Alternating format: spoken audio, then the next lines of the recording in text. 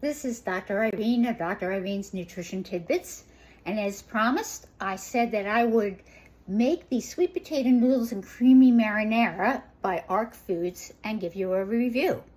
As you know, I love to try new foods, so I happened to see this in the store and decided to try it. It's plant-based and it solves a need I have in my family for a dairy-free, because of a dairy allergy, vegetable that could be used. So it looked interesting, and when I looked at the package it said ready in minutes, and who doesn't love that?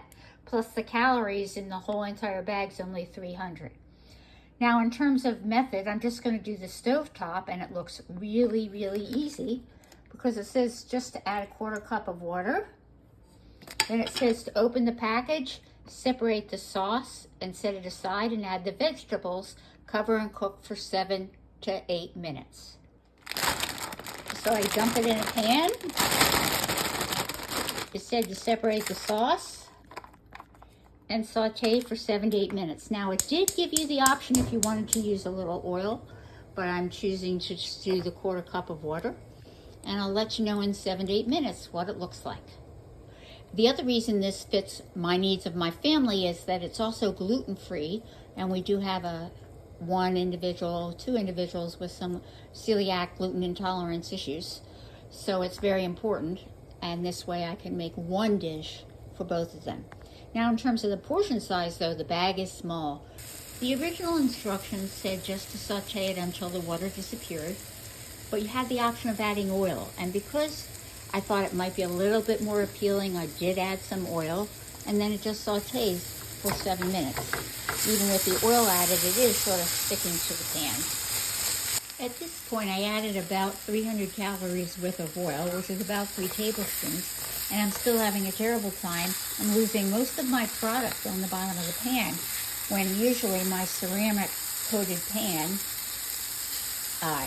doesn't have anything stick like this. It may be because there's a lot of natural sugar in the sweet potato, and it's obviously supposed to brown not the bottom of the pan, but the ingredients.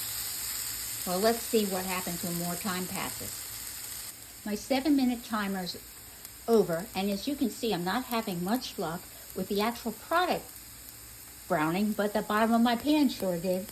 And I hate to do that, but I decided to use a metal spatula, hoping that I'm not scraping out any part of the ceramic pan. And it just says you now turn off the heat, mix in the sauce, and it's ready. So here goes. I added the sauce, mixed it around. And I think one of my biggest problems is that I have 2 plates to put it on, but I'm not so sure I even have 1 serving's worth left. Let's see what it looks like when I put it out on the pan. It certainly looks like I need to make more things for dinner, because by the time I scraped what I could off the pan, there wasn't much of a serving left. The package says a serving size is 1 cup, and I should have 3 cups per container. I don't know what I did wrong, but I took the amount I put on the plate, and I only get a 1 cup serving out of a package that was supposed to serve 3. Just a warning, if you have big eaters, you might have to have several packages of this. I do want to say nutritionally, it is packed with vitamin A, in that even if someone eats a 1/4 cup, they're going to get 100% of the vitamin A that they need, which is a really nice boost. And I like that 1 cup has 3 grams, however, it means there's 9 grams of fiber in the 1 cup I got from the whole package. And that is a nice amount of fiber if you're trying to get your 25 to 30 grams a day.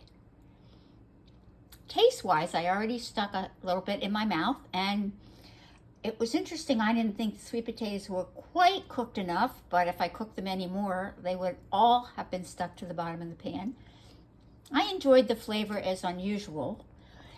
I wouldn't consider it a substitute at all when they call it sweet potato noodles for noodles, but if you call it a sweet potato dish and try not to fool people into thinking it's really noodles, I think it'd be fairly acceptable. Now for the real taste. What will my husband think of it? So tell me, what am I tasting here? You are tasting Ark Foods sweet potato noodles and creamy marinara. And again, remember that it's both gluten-free and dairy-free.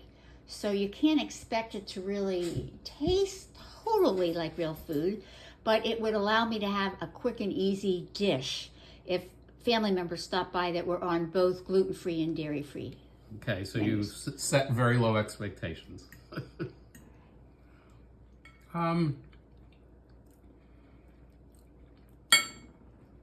It's okay.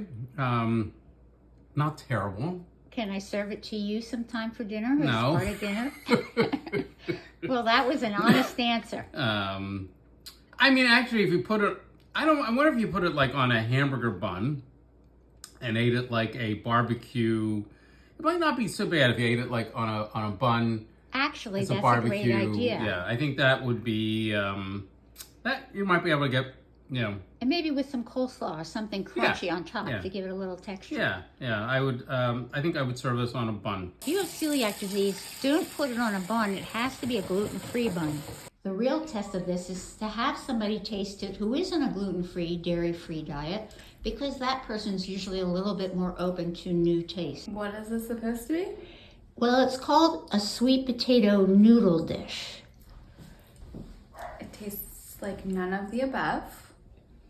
It is crunchy from the sweet potatoes, and it tastes like a very bad marinara. Thank you, Tori. Is there any situation where you can consider eating this if as a side dish, perhaps? No. Okay. Great, truthful, uncensored opinions. Thank you very much. What are you going to do with this?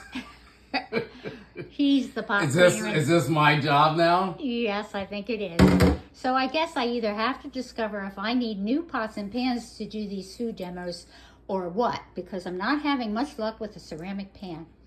Anyway, please comment below if you have any comments. And I'd love to try new foods. So if people send me new foods or food companies send me new foods, I'd be glad to give you our impression. Sam is now attacking the pan. I want to throw it out. Well, even though it wasn't a great success with my family, I had another idea. If I put this on a salad, I often like a warm entree.